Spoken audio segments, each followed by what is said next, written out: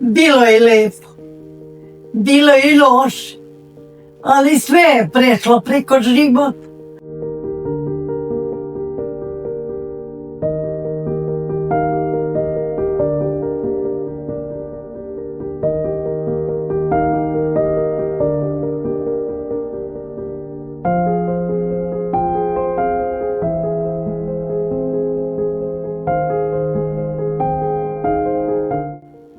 Volela sam sve da radim, sve, i po kuću da sredim, i po kuću, i u polje, i platenici, imam pozadi kuću, plac veliki, i platenici, po 3 platenika, to sve posadim, i sve uradim, sve paradajz ovakav, sve mi se rodi, sve mi je lepo išlo.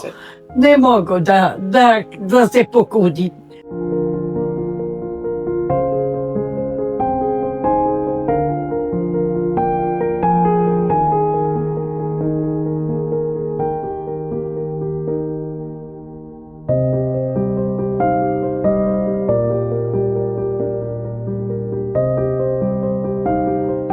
I cigare od 12 godine.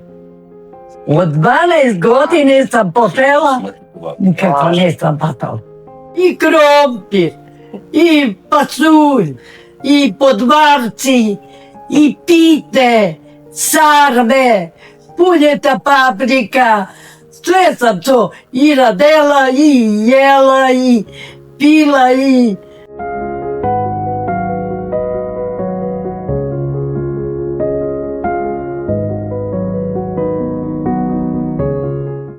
I pšenica se žnjela, i to sam radela, i kukuruz se kopao, i radela, i sve sam živo radela, nije ima posao koja ga nisam ja uradela.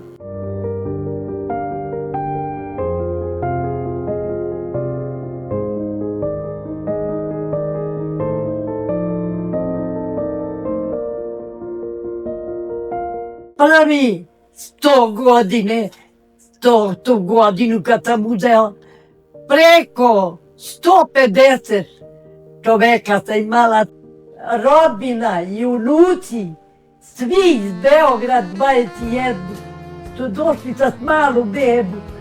To je bilo sve do ujutru, do 6 sata. Imala sam gosti mnogo.